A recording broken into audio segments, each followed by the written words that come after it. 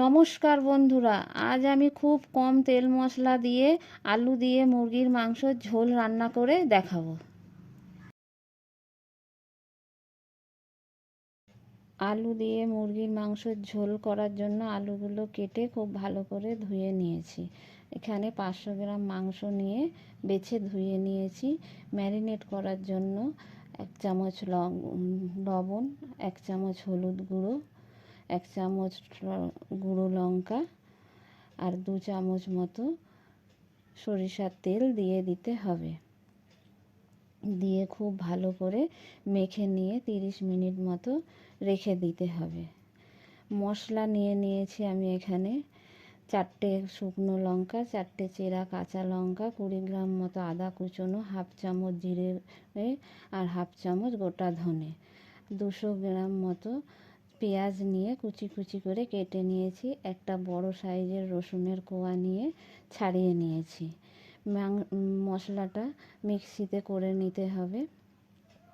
মিক্সিতে পেস্ট করা হয়ে গেছে আমার মশলা। কড়াইয়ে বেশ খানিকটা তেল গরম করতে দিয়ে দেব। তেল গরম হয়ে গেছে, মাংসের আলুগুলো দিয়ে দিতে হবে। মাংসের আলু দেয়া হয়ে গেছে, তাতে লবণ, হলুদ দিয়ে খুব ভালো করে নেড়ে নিতে হবে। খুব ভালো করে নেড়ে চেড়ে বেশ কিছুক্ষণ ধরে ভেজে নিতে হবে। মাংসের আলু ভাজা আমার প্রায় হয়েই গেছে, লাল লাল করে ভাজা হয়ে গেছে। এবার নামিয়ে নেব। মাংসের আলু নামিয়ে নিয়েছি। ওই একই তেলে ফোড়নে দিয়ে দিয়েছি 1/2 চামচ গোটা জিরে, 2টি তেজপাতা, 1টি শুকনো লঙ্কা, 2 টুকরো দারচিনি আর 2টো এলাচ দিয়ে দেব।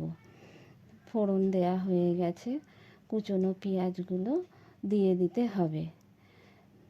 পেঁয়াজ দেয়া হয়ে গেছে, দিয়ে পেঁয়াজগুলো খুব ভালো করে ভেজে নেব। এবার নেড়ে চেড়ে পেঁয়াজ লাল লাল করে প্রায় ভাজা হয়ে গেছে।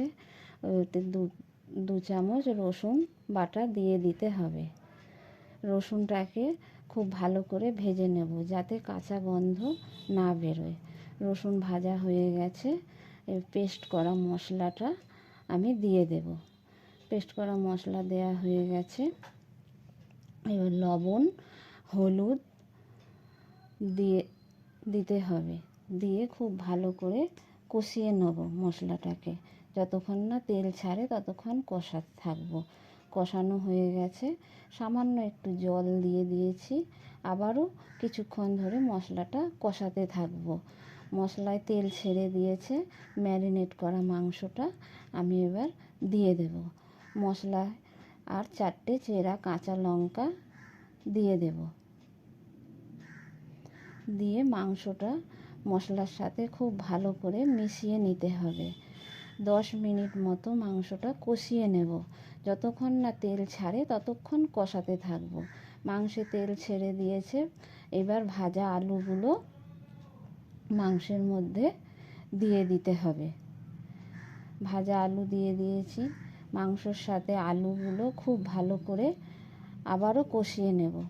মাংসের সাথে আলু কষানো হয়ে গেছে, পরিমাণ মতো জল দিয়ে দেব। জল দেয়া হয়ে গেছে। 10 মিনিট মতো আবারও মাংসটা ফুটতে দেব। মাংস ফুটছে, মাংস প্রায় আমার হয়েই গেছে। এবার 1 চামচ গরম মশলা দিয়ে মাংস আমি নামিয়ে নেব। মাংসের ঝোল আমার রেডি হয়ে গেছে।